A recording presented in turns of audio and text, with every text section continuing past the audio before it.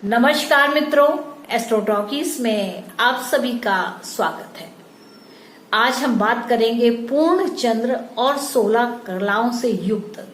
तो यह जो पूर्ण चंद्र है 16 कलाओं से इसका क्या संबंध है, इसको हम समझने का प्रयास करेंगे।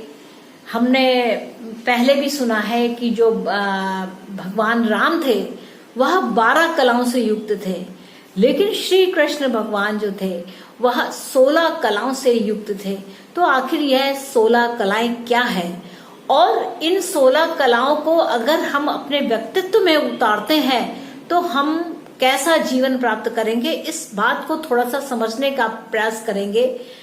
तो मित्रों, आगे बढ़ने से पहले मेरा आप लोगों से अनुरोध है कि अगर आप मेरे चैनल को पहली बार देख रहे हैं तो कृपया मेरे चैनल को सब्सक्राइब करें, और आप यदि मेरा चैनल सब्सक्राइब कर चुके हैं पहले से ही तो आप मेरे इस एपिसोड को लाइक कीजिए, शेयर कीजिए और कमेंट के माध्यम से बताएं कि आपको यह एपिसोड या यह जानकारी आपको कैसी लगी।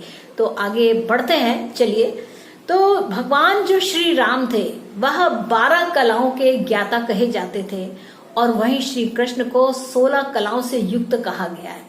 तो आखिर यह 16 कलाएं क्या है? आपने 16 श्रृंगार सुने होंगे।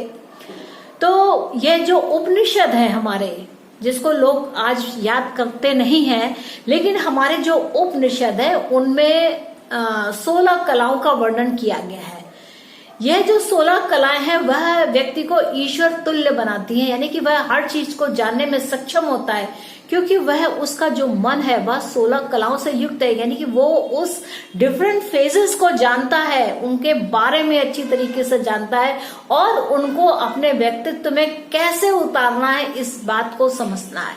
तो यह आपने सुना होगा कुमति के बारे में, सुमति के बारे में, विक्षिप्त के बारे में, मूढ़, शीत, मूर्छित, जागृत अवस्था, चैतन्य, अचेत आदि ऐसे संबंधों के, ऐसे शब्दों के बारे में आपने सुना होगा। तो जो ऐसे शब्द हैं ये मन मस्तिष्क में आते ही हैं, यानी कि यह जो संबंध है इन शब्दों का वह मन से होता है, और यह जो मन में जब रह जाते हैं तो वह उन तरीके की कलाओं के अनुसार गति करता है।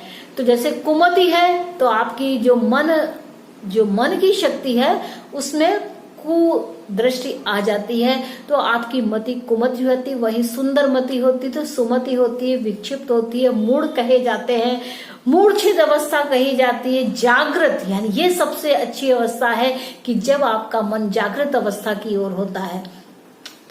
तो इस प्रकार यह जो चंद्रमा की 16 कला है, इनको अगर हम शब्दों के द्वारा समझें तो आप इसको समझिएगा। और प्रत्येक 16 कला का संबंध प्रत्येक तिथि से है। अगर प्रथमा से आप शुरू करते हैं तो आप जब पूर्णता की ओर जब बढ़ेंगे तब तक आपकी 16 कलाओं से युक्त स्थितियां हो जाएंगी।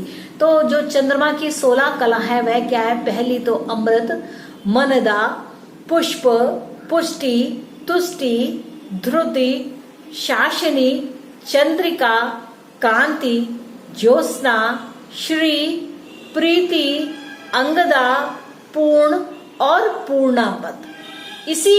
ये जो आपके पूरे ये 16 कला के जो नाम हुए ये ही हमारी तिथियों से भी जुड़े हुए हैं। तो जैसे प्रथमा तिथि है तुम इसे अमृत कह सकते हैं, द्विज है मनदा हो गई, तीसरी पुष्प हो गई। इसी प्रकार आते आते तक जब यह पूर्णिमा की तिथि आती है तब इसकी स्थिति पूर्ण चंद्र के समान होती है, यानी कि पूर्णिमा के चांद की तरह।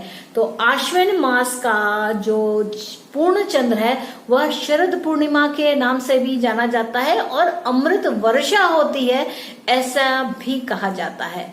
तो जो ये तिथियां आपने समझी है क्या है? चंद्रमा के प्रकाश की 16 अवस्थाएं हैं। इनका संबंध मन से बहुत है, क्योंकि चंद्रमा मन का स्वामी है और माता से संबंध रखता है, सुख से संबंध रखता है, आनंद से अनुभव करता है। तो यह जो संबंध बनता है यह चंद्रमा की जो 16 कला है व्यक्ति विशेष को उसके जन्म के अनुसार की तिथि के अनुसार वह आपको वैसे मनोभाव देती है। तो यहाँ पर क्या है, जो पूर्णिमा तक का है, यानी कि प्रथमा तिथि से लेकर के पूर्णिमा तक की जो कही गई है बात, यह आपकी उन 16 अवस्थाओं को बताती है। इसमें से क्या है कि जो चंद्रमा के पक्ष की, अगर हम कृष्ण पक्ष की बात करें तो कृष्ण पक्ष में पंचमी तिथि तक भी चंद्रमा का विशेष प्रभाव रहता है।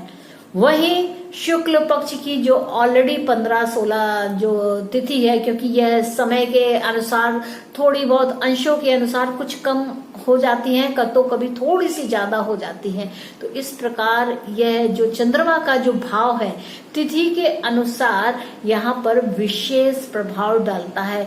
तो ये जो चंद्रमा के जो 16 कलाओं, कहते हैं चंद्रमा पूर्णिमा का चंद्र 16 कलाओं से युक्त होता है। तो वह 16 कला क्या है, यह मन की विशेष प्रकार की स्थितियां हैं जिनको मैंने अभी आपको बताया है, जैसे अमृत, मनदा, पुष्प, पुष्टि, तुष्टि, धृति, शासिनी, चंद्रिका, कांति, ज्योत्सना, श्री, प्रीति, अंगदा, पूर्ण और पूर्णमत।